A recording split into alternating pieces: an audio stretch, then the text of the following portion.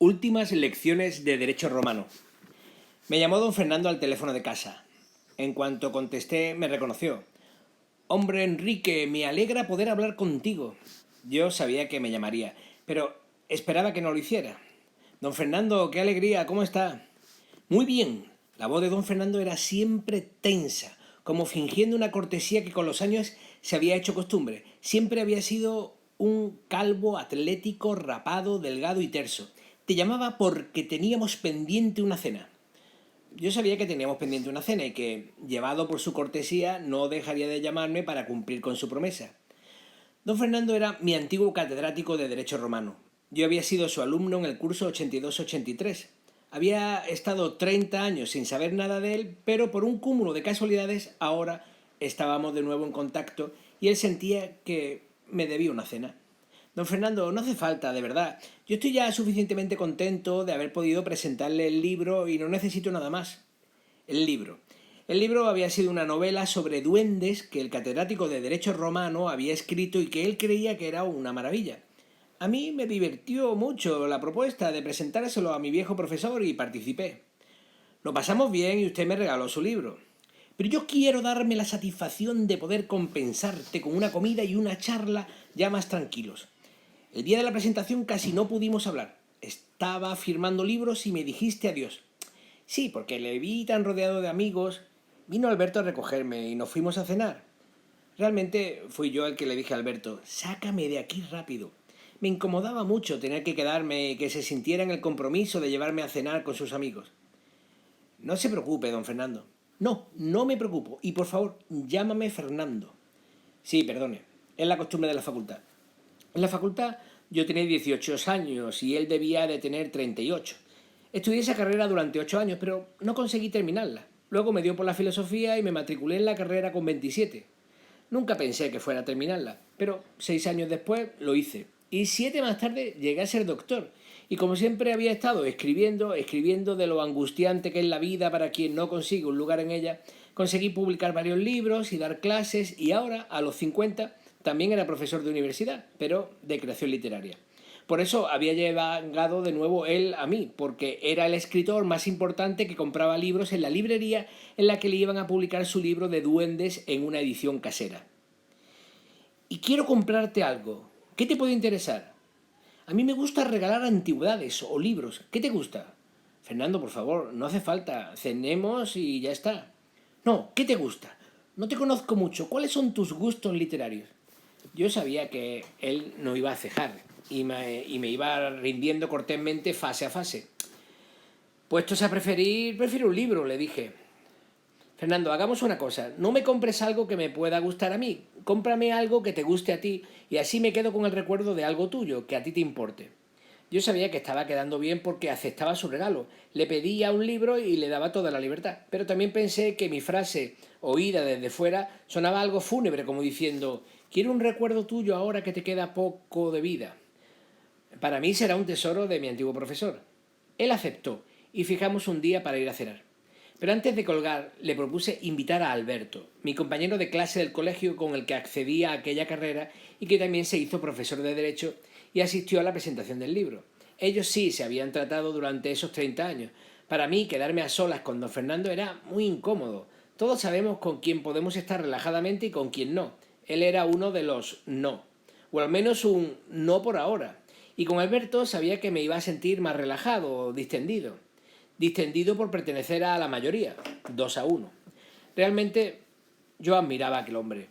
Nuestro primer curso en la universidad, nuestras primeras clases en aulas que tenían 250 alumnos, clase masificada, fruto del baby boom de los 70 y de la recién estrenada democracia, donde a veces los alumnos se sentaban en los quicios de las ventanas, pero él se levantaba de la mesa y, gesticulando ampliamente, con toda la energía de un hombre conocedor de su materia, nos hablaba de ius rerum natum, del nasciturus y de los pretores y senadores.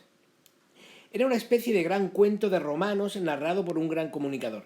Aquello era admirable. Tenía un verbo fácil y bien organizado, con una ironía permanente, con un control escénico fascinante. Su cabeza, siempre rapada, brillante y morena, le daba una prestancia en su cuerpo atlético que hacía que las chicas se enamoraran de él perdidamente, pero todos sabíamos que estaba casado con Guillermina, una profesora adjunta de Derecho Canónico, pequeñita y no muy agraciada. Llegué a la puerta de la librería donde habíamos quedado un par de minutos antes de la hora. Yo estaba intranquilo, no nervioso, pero sí intranquilo. Los días previos había estado intentando imaginar cómo iba a ser el encuentro, y me sorprendía a mí mismo pensando en esa cena más de lo que esperaba. No era nada, me decía, solo una cena. Tengo 50 años, no me puedo asustar por nada, es solo un ser humano más. Yo lo había admirado, y todavía lo admiraba, pero solo era un ser humano más. Yo ya había cenado con gente más importante, con un secretario de Estado, con un expresidente del gobierno autónomo, con un director de cine premiado, con el director de la orquesta de la Scala de Milán y con algún obispo. Esto no podía ser peor. Llegó por la espalda y me agarró del brazo y comenzamos a caminar. Era de noche y hacía frío. Yo iba cubierto con un buen abrigo negro, pero él llevaba solo un chaleco de anorak sin mangas. Era una prenda rara, como de joven esquiador. ¿Estás casado? Esas fueron sus primeras palabras. Llevaba bajo su brazo izquierdo un gran sobre marrón. Supuse que era mi regalo. Sí, ya le hablé casi riendo. Todo era muy raro. Una noche fría, un tipo con abrigo y otro que llega por detrás, le agarra del brazo y le espeta una pregunta. Igual que haría un mafioso con un empresario. ¿Has traído el dinero? Como comprendí que ni se acordaba de que no hubiera llegado Alberto, le informé. Alberto dice que vayamos yendo para el restaurante que ahora viene. Se paró en seco. Ah, claro. Y me empujó desde el brazo para que siguiéramos andando. ¿Y tienes hijos? Uno. Solo uno, le dije. Eso está bien.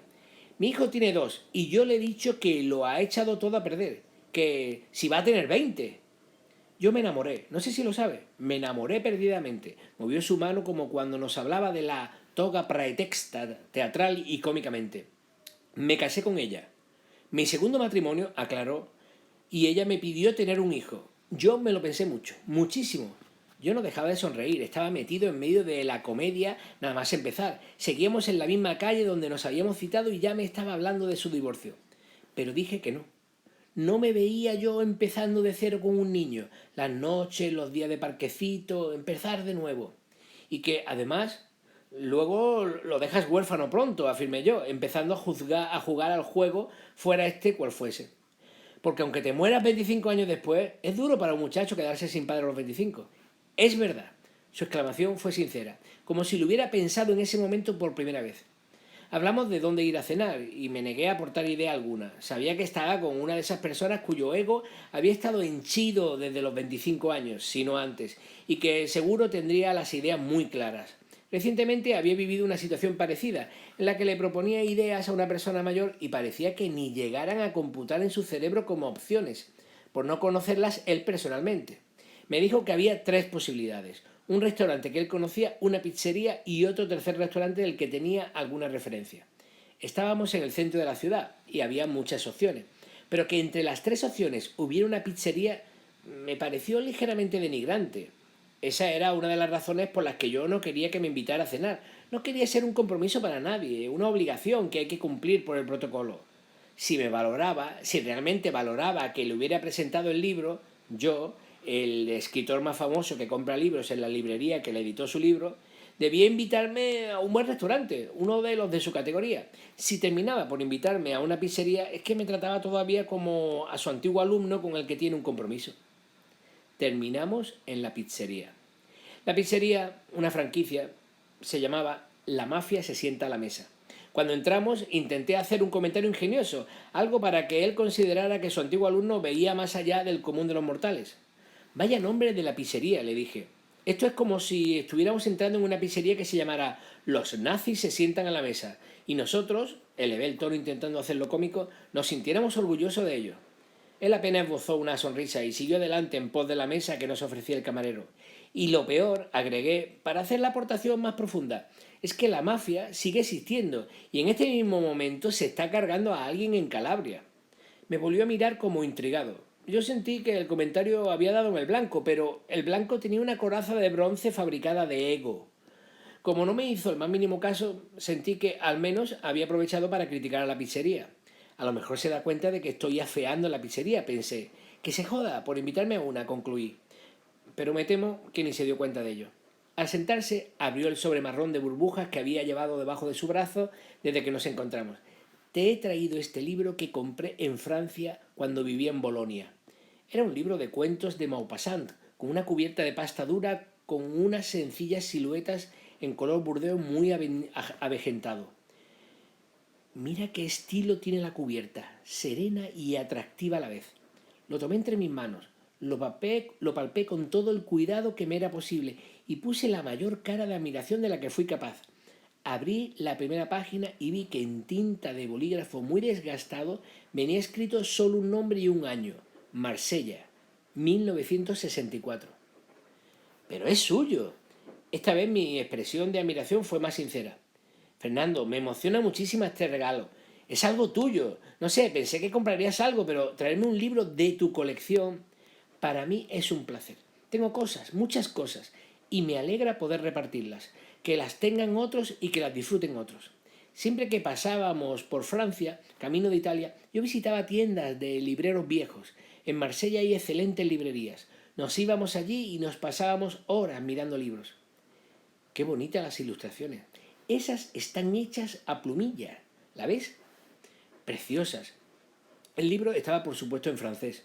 Yo no tengo idea del idioma, pero me puse a leer sus palabras, que me parecieron encantos mágicos del pasado. Un conejito de largas orejas hecho con unos sencillos trazos, un arbolito, una silla muy adornada con un señor de pie a su lado fumando en pipa. Belleza antigua, algo que hoy en el mundo del 3D sería difícil de apreciar. Aquellos años fueron magníficos. Imagíname con 26 años viviendo en Italia. Para mí era un goce de los sentidos y había unas mujeres bellísimas. ¿No sabes qué me pasó hace poco? Se comunicó conmigo una antigua novia que tuve allí en aquella época porque se enteró de que yo volvía a Bolonia para un congreso. Yo sonreía mientras él me hablaba. Me hacía la idea de estar recibiendo una sesión de cotilleo de aquellos que alguna vez hubo en sus clases, pero esta vez en exclusiva para mí. Cuando la vi, Enrique, no pude recomponer en mi cabeza cómo aquella belleza de muchacha se había convertido, se contuvo, en una vieja. Terminé yo la frase. En una vieja, Enrique. ¡Qué decepción! Y me cogía la mano sobre la mesa. La expresión de su cara se convirtió en asco irónico. Y ella me decía: Antonino, Antonino. Y yo quería diluirme, desaparecer. El camarero, que sabía que esperábamos a un tercero, nos preguntó si pedíamos algo mientras aguardábamos. Yo había recibido un mensaje de Alberto justo cuando entrábamos en el restaurante que decía que había terminado y que llegaría en 15 minutos. Tuve fe. Y me apetecía. Era demasiada la tensión de estar a solas con mi viejo profesor, por mucho que me lo estuviera pasando bien. Era divertido estar con él. Yo lo sabía, y Fernando sabía que era divertido estar con él. De hecho, en la presentación de su libro lo dije. Cuando lo conocí, allí subido en aquella alta tarima, mostrándonos con sus gestos cómo eran los cónsules y pretores romanos, lo supe. Este hombre no es un profesor de derecho romano, hizo una pausa, un artista. El público asistente rompió en risa, pero yo clavé una puntilla después. Un monologuista cómico. Lo que lo degradaba un poco. Yo no tenía nada contra él. Aprobé su asignatura y nuestra relación fue cordial y de admiración por mi parte, pero sentía cierto pique. Él era simpático, elegante e inteligente, y yo tenía que superarlo. Quizás tenía que superarlo porque se atrevió en su momento a meterse en el ámbito de las artes escénicas cuando el artista era yo, o porque se metió en el ámbito de las artes escritas ahora, a la vejez, con su historia de duendes. El asunto es que yo tenía cierto enfado y no sabía muy bien por qué. De hecho, durante el par de semanas que estuve pensando en el discurso que tenía que dar en la presentación de su libro, calculé con detalle qué tipo de intervención tenía que ser la mía. Por lo pronto, la sala se llenaría de gente que lo admirara, gente, por lo tanto, que vendría entregada, sabiendo que su intervención, una vez eliminado el derecho romano, sería pura risa de principio a final. ¿Cómo se hace de telonero de un cómico consagrado? Si te pones serio y hablas de su obra en plan erudito, yo podía. Eres el rollo de la noche y la gente lo único que quiere es que termines para que llegue el que cuenta chistes. Lo pensé, y a mí ese papel no me importaba, y quedar mal no me importaba, porque el protagonista era y tenía que ser él, y yo estaba allí para gloria y loa del catedrático. Pero aunque podría haberme buscado justificaciones del tipo equilibraría más el espectáculo si yo también fuera gracioso, El único elemento que me llevaba a pensar en otro tipo de show por mi parte era la competitividad, la vanidad propia. Así que me dio la palabra la señora rectora de la universidad que presidía el acto y me comí al público. Y cuando llegó él, pareció un simple aprendiz de humorista. Pensé, habla en serio de tu libro porque en comicidad no me vas a superar esta noche y lo sabes. Y lo sabía. Lo supo y yo se lo noté. De hecho, dijo casi al principio de la intervención, el profesor Cabrera ya ha contado todo lo que yo iba a contar. La vieja italiana me siguió contando en la cena, le pidió quedar con él la noche siguiente. Él le dijo que por supuesto que sí, pero al día siguiente le puso una excusa y ya no fue. Parecía mi abuela, me dijo el hombre de 70 años. Jugamos con el camarero al tema de los vinos. El camarero era un joven inexperto en esos temas y Fernando era un auténtico especialista en vinos italianos. Yo animé a que pidiéramos Sangre di Giuda. Me pareció atractivo el nombre, pero debí de callarme. Como siempre, Fernando tenía otra idea. Llegó por fin Alberto. Vino, simpático, pidiendo excusas y se sentó a mi derecha y su izquierda. Comprendí una vez más cómo en la vida todo lo que no vives nunca puedes llegar a echarlo de menos. Todo lo que no sabes no puedes llegar a echarlo en falta. Me dio pena de que se hubiera perdido los momentos de intimidad que ya habíamos vivido esa noche y en realidad me sentí bastante enfadado con él por haber llegado tan tarde. Yo lo había colado en esa cena. Había tenido que conseguir que nuestro antiguo profesor que se sintiera forzado no a invitar a un antiguo alumno, sino a dos, cuando solo a uno le debía un favor. De hecho, Alberto había sido investigador suyo, aunque más tarde lo dejó para pasarse al Departamento de Derecho Civil, donde todavía era profesor. Y se conocían sus historias a grandes rasgos, un matrimonio joven, un divorcio, un segundo matrimonio con una alumna y finalmente la soltería desde hacía ya 20 años. Pero todavía nos lo pasamos bien un buen rato. Conseguí que pidiéramos sangre de Judas, pero cuando nos lo iban a servir nos dijeron que era vino dulce y volvimos al Lombroso. Me arrepentí de haber insistido. Ya había probado en México un vino llamado Sangre de Cristo, ahora me faltaba por probar la de Judas. No sé qué perversa atracción me llevaba a él. Judas traicionó a su maestro. Yo, en cierto sentido, había hecho lo mismo. Desde el principio había despreciado su libro de duendes. La razón principal la dije disimuladamente en la presentación. Una vez, siendo su alumno, estuve en una conferencia que dio ante el rector de la universidad y diversas autoridades.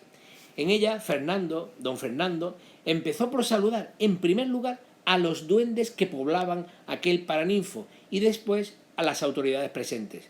A mí me pareció un sutil y divertido ardid para quitarles importancia a ellos, los políticos. Lo admiré por su forma de revolución. Con la inteligencia y la palabra ninguneaba a aquellos que se la daban de importantes. Años después lo imité en una conferencia que di en el Paraninfo de mi universidad. Todo mi público de aquel acto me felicitó por la artimaña de doble sentido. Yo, como buen investigador universitario, acostumbrado a citar sin poner la fuente, me callé. Los asistentes a la conferencia de Fernando, en su mayoría profesores universitarios, irrumpieron mi discurso con una gran carcajada gremial. Pero continué.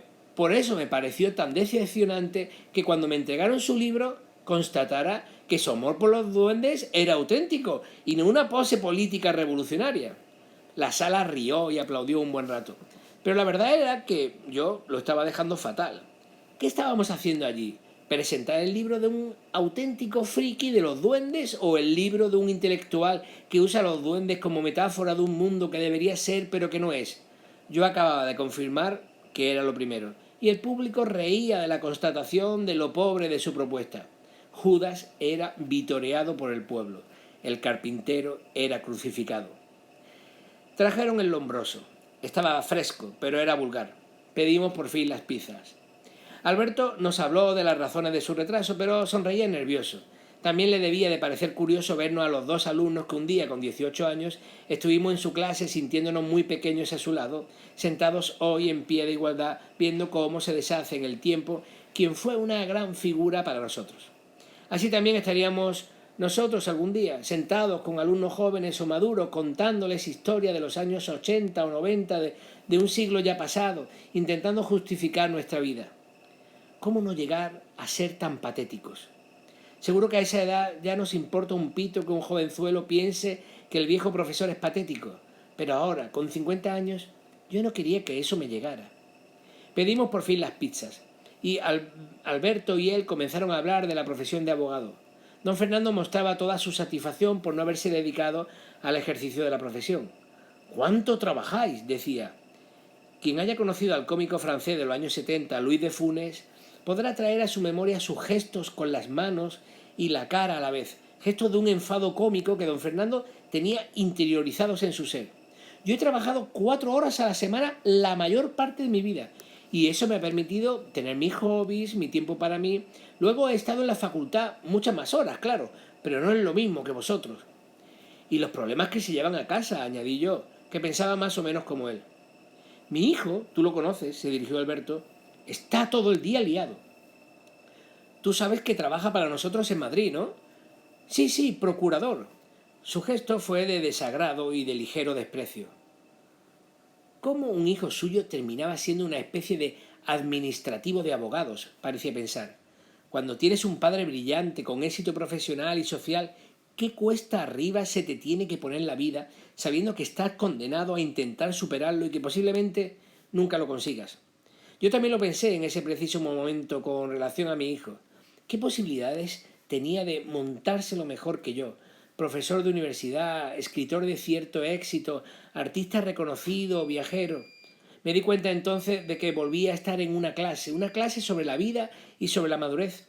¿Cómo conseguir que, siendo ya mayor, en las puertas de la jubilación, no hiciera el ridículo ante mis antiguos alumnos, no me sintiera insatisfecho de mi hijo y, sobre todo, no estuviera solo? Porque claro, cuando ya nos trajeron la pizza, él empezó a hablar de que después de aquel amor con la que no quiso tener un hijo, había tenido encuentros ocasionales, pero nada serio. A veces voy por la calle y me encuentro una antigua alumna, comenzó a contar con cierta picardía, que empieza a decirme lo mucho que le gustaban mis clases, lo mucho que me admiraba, ya sabéis, y más de una vez hemos terminado en la cama esa misma noche. Nosotros nos reímos contentos. Entonces, Fernando, comencé a preguntarle yo, ¿a esta edad se folla? Alberto no podía creer lo que estaba oyendo y se echó a reír de lo divertido del tema y de mi indiscreción absoluta. ¿Quién nos hubiera dicho, cuando con 18 años entramos en aquella clase masificada de la universidad, que un día le preguntaríamos a nuestro profesor que si follaba mucho? ¡Claro! Hizo una pausa. Hay que planificarse, pero, por supuesto, yo he llevado a mi casa a muchas mujeres. Les encanta mi casa. Tiene unas vistas estupendas hacia el mar. Es un chalecito. ¿Y tiene escaleras?, le pregunté para desviar el tema. Ese es un tema que siempre me ha preocupado en este tipo de casas. Es que mi suegro ahora, a la jubilación, se ha comprado un piso porque las escaleras le cuestan. Sí, la verdad, se puso serio. Este es un tema que me preocupa, pero no me voy a poner a buscar un pisito ahora, ¿no? Terminaré viviendo abajo. Me gusta tener sitio por si mi hijo viene con los nietos en verano, aunque casi nunca vienen. Bueno, entonces, cuando les enseñas tu casa, mi casa les encanta. Por ellas se quedarían a vivir directamente. Nos reímos. El Lombroso también iba haciendo su efecto. La casa está llena de objetos valiosos. Yo soy un coleccionista de cosas bellas y se las voy mostrando una a una. Pero cuando terminamos, yo les digo que pueden venir a visitarme cuando quieran. Y ellas, nos hizo una mueca, lo entienden. Y no suelen volver. Yo no quería terminar como él. Eso lo tenía claro. Solo, amando mis objetos, preocupado por el futuro y mi decrepitud. Quizás él era feliz así, pero yo no quería terminar así. El alejamiento del éxito social, un día te rompen la cadera y necesitas ayuda, contratas a alguien o te vas a una residencia y todos aquellos días de clases llenas, oyéndote con admiración, riéndose con tus ocurrencias, valorándote como intelectual y como persona, quedan atrás, tan atrás que hasta a ti se te ha olvidado. Lo veía allí, delante de mí, riendo, alegre, pero gastado, con el rostro más huesudo que cuando fue mi profesor, ligeramente encorvado, él, que había sido un gran submarinista y nadador, y me daba pena no él, sino el tiempo, la decrepitud, y pensar a lo que todos estamos abocados. También lo quería, en cierto modo, lo quería. De la admiración al amor hay un salto corto, y me dolía ver su final. No se estaba muriendo. Podía morir yo antes que él, pero se jubilaba, desaparecía del escenario, como algún día lo haría yo. Tenemos una vida muy corta y no hay días ni épocas que dar por perdidas. Si fuéramos inmortales, Daría igual lo que hiciéramos cada día. Podríamos perderlo sin usura, pero teniendo días finitos, yo, que estaba frente a él, no quería perderlos. ¿Los había perdido él? Llevaba divorciado casi 20 años, apoyándose en su hijo con continuas llamadas telefónicas, detestando el derecho romano y por fin escribiendo historias sobre duendes. Para los postres vino una camarera. Era una mujer joven, de algo más de 30 años, vestida con la indumentaria completa del local, de negro, pantalones y camisa ajustados y una especie de gorro negro de cocinero que le daba una imagen como de luchadora ninja. Hablamos con ella de manera distendida y por darnos importancia le dije que estábamos con un catedrático de Derecho Romano. Ella dijo que había estudiado Derecho. Yo puse cara rara. ¿Y no lo conoces? Nos dijo que había estudiado en otra ciudad. Yo seguí indagando. ¿Y qué ha pasado? La pregunta lo resumía todo. Daba a entender que algo extraño había pasado o estaba pasando para que ella finalmente estuviera trabajando ahí. Preparé oposiciones de judicatura durante 10 años. Llegué a aprobar el primer examen, pero de ahí no pasé. Nosotros estábamos compungidos, dolidos ante una situación tan extrema. Poníamos cara de dolor y preocupación por ella. Estuve en un despacho, pero no me gustó nada el ejercicio de la profesión. Este es un negocio de mi familia y bueno, aquí tengo trabajo. Le mostramos nuestra tristeza, que no intentó consolar con frases del tipo «No, estoy bien, esto es mejor, no me llevo problemas a casa» o «espero terminar siendo la dueña» y le pedimos los postres. Fernando, cuando ella nos dejó, habló de lo infame que era el ejercicio de la abogacía y criticó a su hijo de nuevo por haberse quedado de procurador. Una profesión que, además, puede estar a punto de desaparecer porque parece que les van a permitir sus competencias a los abogados. Y además eso, su cara de preocupación y desánimo fue mayor. La camarera nos trajo un platito alargado con 4 tipos de tartas. Pero Fernando no quiso comer. Tenía que guardar la línea, dijo. Nos habíamos aflojado tras la conversación con la camarera. Alberto hablaba del despacho y contaba algunas anécdotas sin mucha gracia. Para eso lo había traído, que me permitieron relajarme y pensar no en ese hombre que había sido mi profesor, sino en por qué yo, desde que me ofrecieron presentar su libro de duendes, había estado ladinamente agresivo con él. Le había pinchado su presentación pública, había preferido que no me llamara y me había alegrado durante la comida de que fuera un viejo abandonado que sufría por el fracaso de su hijo. Mirándolo, mientras raspaba con su cucharilla, muy a su pesar, el perfil de una de las tartas, me llegó una especie de iluminación negativa. El capullo era yo, y por eso estaba íntimamente cabreado. Sentí que me daba rabia haber mitificado a ese hombre, haberlo admirado a mis 18 años, cuando tenía que haberme dado cuenta de que no era más que un pobre hombre, un tipo normal que sabía de memoria derecho romano y que gesticulaba cómicamente, pero que era susceptible de cometer tantos errores como cualquier otro. Era yo el que no quería que alguien me lo desmitificara. Porque el día que llegué a la librería y me ofrecieron ser su presentador y me entregaron su libro y yo vi que era de duendes, realmente me decepcioné como nunca hubiera querido decepcionarme. En ese momento recuerdo que torcí el gesto. Esperaba una novela histórica centrada en Roma o una novela sobre la condición humana desde el siglo V a.C.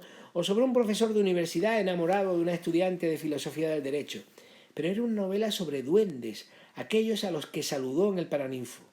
Entonces era verdad, amaba a los duendes, fueran esas cosas lo que fueran, y él podía amar a quien quisiera. El problema es que yo había amado y admirado a un loco de los duendes, no a un jurista con fundamentos históricos. Yo me había equivocado, yo. Yo había sido joven e impresionable, un pelele, no aquel tío listo que creyó ver en don Fernando a un maestro al que admirar. No había nada que admirar, era un tipo vulgar que se autopublicaba libros en la jubilación y de duendes. Lo que habría intentado hacer un empleado de banca jubilado o un profesor de instituto a los 65, un tipo que invitaba a cenar en una pizzería, que despreciaba a una antigua amante por vieja, tan vieja como él, o que se sentía defraudado con su único hijo. No lo pude prever. Ahora me daba igual quién fuera él. Me importaba saber quién era yo y quién había sido yo. Su estulticia era la mía. Su mediocridad era también la mía. Al ser duro con él, lo estaba haciendo conmigo. No quería haberme pasado la vida admirando a un mediocre de los duendes. Pero así había sido. Cuando terminamos, le acompañamos a su coche. Iba pensativo, como no queriendo irse, como queriendo alargar la noche un poco más. Yo imaginé su gran casa de 2 plantas, llena de objetos valiosos, pero vacía. Llegaría encendiendo luces, poniendo la radio quizás, o el equipo de música, una canción de Cole Porter o algo tranquilo de Glenn Miller, dejando sus zapatos bien situados en el hueco bajo del zapatero, calzándose unas zapatillas italianas, mirando si había algún mensaje de su hijo, sentándose en su sofá y leyendo mitos e historias de duendes y otros seres fantásticos. Abracé a Alberto. Adiós, amigo. Agarrándole todavía un brazo por el codo, añadí, espero que no seamos un día como él. Mi amigo, que tiene lo que solo el tiempo puede madurar perfecta y profundamente, una conexión plena con mi ser, me dijo, es tan fácil caer. Yo caminé hacia mi coche y él hacia el suyo. La clase había terminado.